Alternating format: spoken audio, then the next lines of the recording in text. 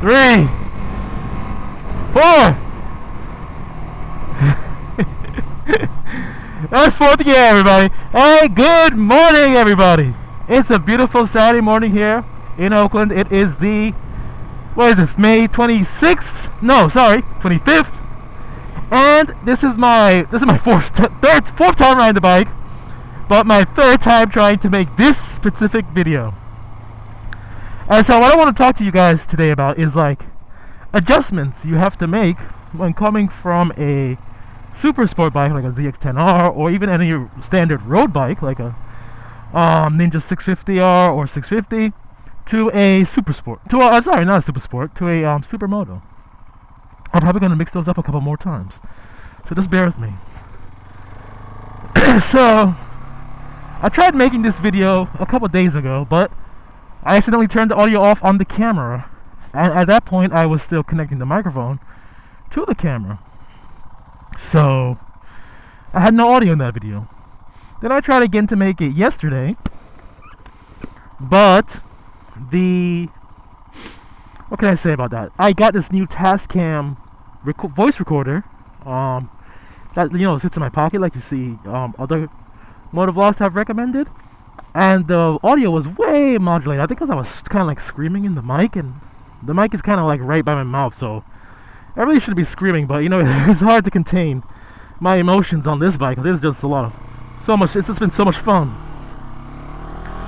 But yeah, so if you don't know, I'm on the 2019 KTM 690 SMCR, and I'm recovering from a thumb dislocation that I sustained when I was hit by a car back in March. So it's been going well so far, but as with anything in life, there are adjustments to make. And I really hope the sound is coming through now, because I want to talk about the first adjustment. Let's close this down. Woo! Police is out there today. Well, the first adjustment I had to make when coming from my ZX10R to the Supermoto is the gas tank. Number one, the gas tank is in the back here. So I actually had to get off the bike at the gas station, because when I'm on my 10R, I never get off the bike at the gas station. I just fill up right there, no problem. The bike is level and straight, and make sure the proper gas level is put in the bike. Well, I'm going way too fast. Gotta slow down a little bit. Make sure the proper gas level is in the bike. And so with this bike, I actually have to get off the bike, go around the back, take off the gas cap, and then I fill up my tank like a civilized person, you know. So yeah, that's number one. The number one thing I had to make adjustments to is the gas tank is not in the front anymore. And I guess that also ties into the number two thing. So on a super sport, the gas tank is kind of like your guide. You know where your legs go, you know where to put your legs, position your legs on your foot pegs, you know where they go, because the gas tank kind of, you know, guides you there. You know where to squeeze the gas tank, you know where to do a lot of things around your foot positioning, just based on how the gas tank is curved and contoured. On the Supermoto, there's the gas tank, you know, it's non-existent in the front, and it's a completely different type of setup. So my issue when I first was riding this bike, you guys may have picked it up in the first video I did, the first ride of this bike, was I kept missing the foot pegs as I put my feet down, because I was angling my feet backwards, and yeah, and I was missing the foot pegs. I had to look down a couple times and say, where the heck are the foot pegs? And so that was number two, the foot peg position, because they're right below you and your sitting position. So you have to get your sitting position. You have to kind of like figure out your best sitting position, which is not too far up and not too far back, because you will miss the foot pegs, like I just did now. So I need to adjust myself on the seat. So that's really number two, is the foot peg positioning, and the whole lack of the front gas tank to be your guide. Look at this person, not even paying attention.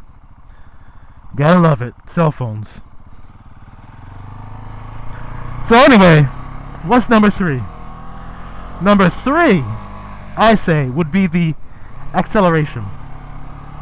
Now, like on a super sport bike, it's more of a pushing acceleration, like you feel like you're being pushed from behind as you accelerate quickly. On the Supermoto, it feels like more like I'm being pulled, I'm being yanked by the bike, like I'm being pulled forward instead of being pushed from behind. That might be that down to the characteristics of the engine. I mean, my ZX-10R has an inline 4. This is I believe a 1 liter, 1L single shaft balance. I don't know. There's a special terminology for this engine because I don't remember the exact term, but it's a different. Obviously, it's not an inline 4 because that would just be insane on a small bike like this. Could you imagine that? I'm sure there's some crazy guys out there who have tried putting an inline 4 on a dirt bike, and I'm sure it yielded them maybe like 5 minutes of fun before the whole thing got destroyed. But anyway, so that would have to be it. The characteristics of the acceleration is very different on a Supermoto as compared to a Supersport. Yeah, this is Lake Merritt over here in Oakland, so it's early morning still. It's like a little after 6 a.m. I just decided to come and do this now in the morning before it got kind of busy out here. Since I'm still getting used to it, like using my thumb a lot. So yeah, what else can I tell you guys about? What's the fourth thing? The fourth thing, it would have to be the weight. Like, look at it. This bike just dips into the corners. A Supersport would dip into the corners too, but you will feel a considerable bit more weight on that bike than you would on this bike. Like my 10R, it's a heavy bike compared to this bike. This bike, I can flick it around the whole place. Of course, I'm not going to because I'm still getting used to this bike, but I can see when I get used to this bike. Oh my goodness, it's gonna be kind of crazy just being flicked from left to right, and it's like super responsive. So the weight difference is definitely something to take into account when coming from a Supersport to a Supermoto. So yeah, those are like really the main 4 things I wanted to talk about. Oh, luxury apartments available. Yeah, to be living over here in this neighborhood, you gotta have luxury money.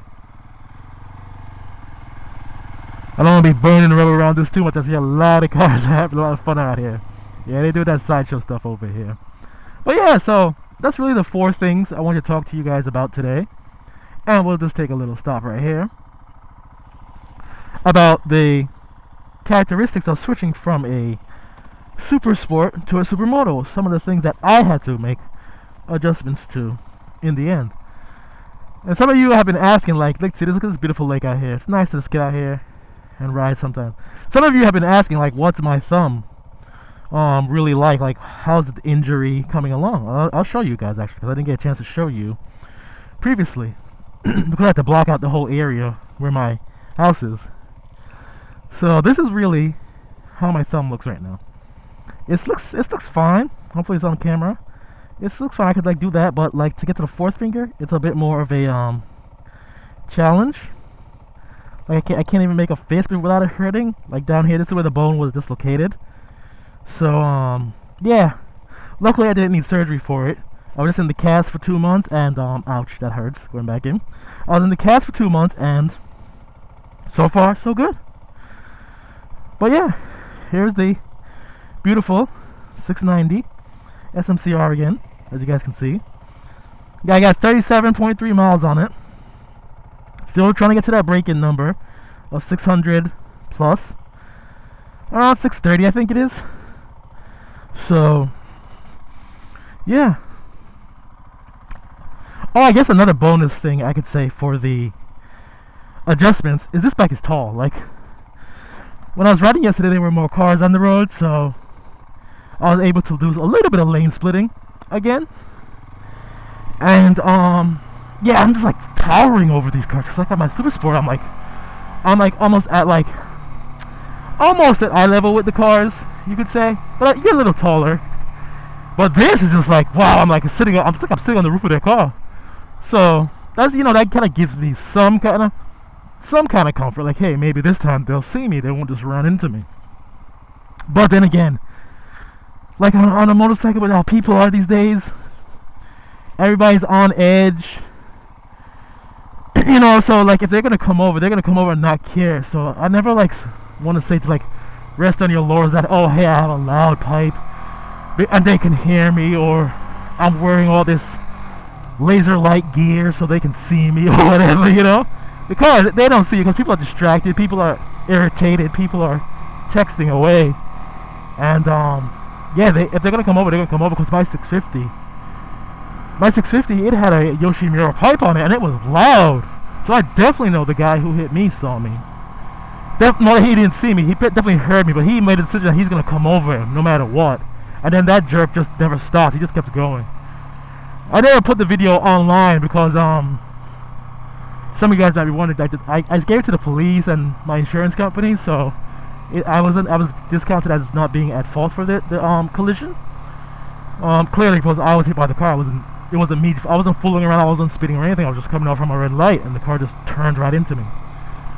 So, yeah, you gotta don't rest on your laurels like saying, "Oh, I have a loud pipe" or "I have a tall bike." But these cars, man, they don't see you. They don't. And practically, I don't think most people really care. Honestly, I mean, maybe that's different out in some other parts of the world. But like, look at this. Like out here, nah, brother, stop already. You gotta go. But out here, people, look at that. They don't even like care. It's like they just turn and want to cross when they want to cross. Like he seemed annoyed that I just happened to be coming along as he chose to cross the street. So maybe it's just a consequence of being out here. People they don't care, you know. They'll hit you and they'll just move on, whatever. But I have to say, when I was hit, the bystanders who were around me, they were very helpful. So that person was clearly just a grade A asshole. And maybe I'll put the video up because maybe some sleuth out there can actually help the police find this guy. Or not maybe, because they haven't called me yet. I gave them the video. It shows the car's license plate, but they haven't done anything in regards to that. I'm sure they're probably busy harassing prostitutes or something. I don't know. I don't know. They were in the news a couple years ago for doing that, so maybe they're still carrying on with it. But anyway, guys, those are the 4/5 things I just wanted to talk to you guys about today, from transitioning from a super sport to a supermoto. So if you have any questions you want to ask me, just leave them in the comments. I'll answer, no problem. And yeah, just keep it positive, you know, guys. Keep doing what you're doing, no matter what anybody says, as long as it's proper, you know, and safe. Stay safe out here. And you know, guys, you know how we end these videos. We end it with one big peace.